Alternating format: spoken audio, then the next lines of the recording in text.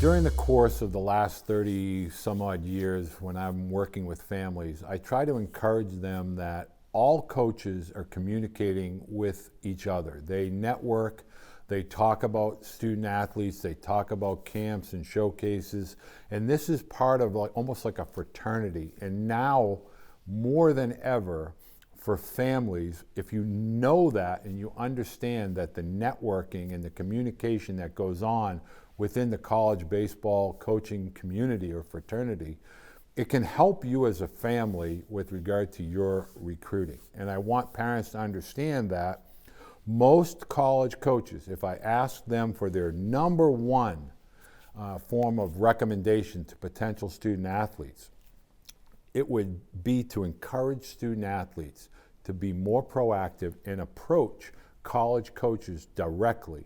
Mom or dad are not going to be playing for that particular coach. They're not going between the lines. And while mom or dad have your best interest at heart, they can tell when an email is crafted from a parent. They can tell when a questionnaire is filled out by a parent. So really understand that college coaches really want to hear and read and see directly from student athletes. The families that I work with, that's the number one topic we discuss. Make sure your student athlete is taking the lead when it comes to their college recruiting process. As far as writing that initial email, the letter of introduction, stated before, I think it's really important to combine video with a written email, well-structured email. The written portion can be very, very simple, very, very brief. Include a transcript, include test scores. It's a part of who you are as a potential college student athlete. But with regard to the transcript, it should include probably 3 to 4 paragraphs of who the athlete is, what the athlete is hoping to obtain from a college education, from a college student athlete perspective, as well as what they're looking for from the collective college experience and why they can help that particular college program.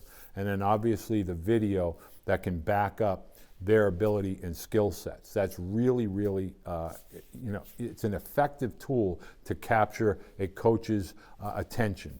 You want the email to be opened, but more importantly, you want it to be read or listened to. So make sure that when you're writing these types of emails, put everything in there. The transcript, the video, and the written word. It's going to create a better picture, a better visual for the college coaches. The next thing is, you're going to a college camp.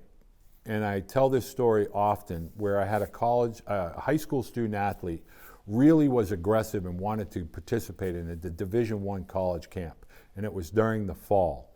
And unbeknownst to the family or the student athlete, there were several Division III coaches that were there in attendance working the camp. Well, when you attend a college camp, you're developing a relationship, a rapport with the coaches or all of the instructors at the camp. And while you may think they're just instructors of random coaches that are assembled for that camp, sometimes it turns out these coaches are coaches at other schools, other levels, other divisions of college baseball. So building relationships, building rapport at these events requires your student athlete to interact, to converse. This is going to demonstrate who they are as people, what type of communication skills they have, and it offers coaches insights that they're able to share with the head coach that's holding the event, what they think of that student athlete, but it also may open up a recruiting door that you didn't even know you were walking into. And the student athlete that attended the camp, in this case it was Richmond University, ended up going and capturing the attention of Bates College, which is a NESCAT school, Division III school.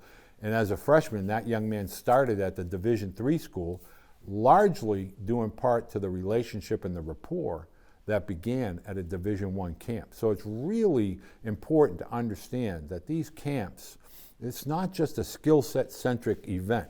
It is about building relationships, creating impressions for college coaches to begin to see the different sides, the aspects of who you are as a person, who you are as a student athlete. And I think that's really important. The next thing to understand is when you're participating in events and tournaments, things of that nature, really, a lot of parents will look around, they scan behind the backstop, they scan in the outfield, they're looking for shirts and hats, logos, and they're looking to see what coaches, what levels, what divisions. Parents, I really, really want to stress, you don't need to interact with the college coaches. If the college coaches ask you a question, a random question, do you know if they have a roster? Do you know what time the game starts? That's great. But don't digress into, oh, by the way, my son is number 11. He can throw 90 miles an hour. That's their profession. They're going to be able to see that or figure that out. You don't need to interact with the college coaches in that capacity at all. It's important to understand that during those tournament games or during that showcase, the college coaches are watching the interactions between student athletes and parents. Is the student athlete constantly looking at dad? Is the student athlete constantly looking into the stands? Is mom bringing a Gatorade to the dugout? Now, while this might seem trivial to the vast majority of parents and families, I can assure you it definitely makes an impression on college coaches. How the student athletes interact with the parents before, during, and after. Meaning if they show up, they're accountable, they're doing their own thing. At the end of the event, they're walking out, they're holding their own equipment bag. They're opening up a door for their mom or their dad. They're shaking opposing coaches' hands. They're shaking opposing teammates or people that are participating in the event. They're shaking their hands. That's going to go a long way with the impression that college coach is going to take away.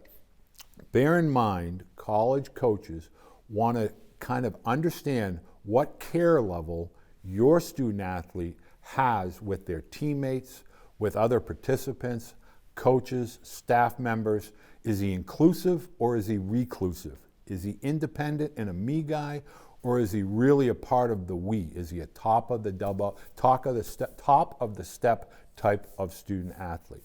One thing to really understand is maintaining positive professional body language, presence, feeling like I belong here.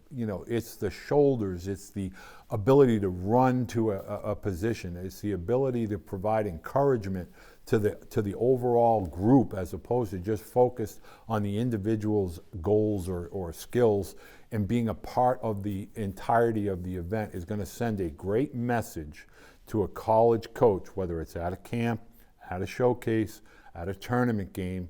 Be aware that college coaches are basically telling you that they are watching the interactions on a peripheral level to see how that athlete is performing in a game. Are they looking for dad in the stands? Is the dad calling a game?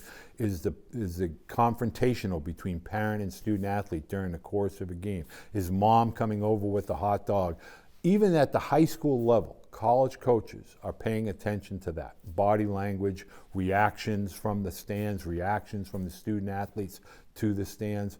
It is an integral part of the recruiting level at the college level. You must understand that recruitment decisions, coaches are looking for reasons to cross your student athlete off their list.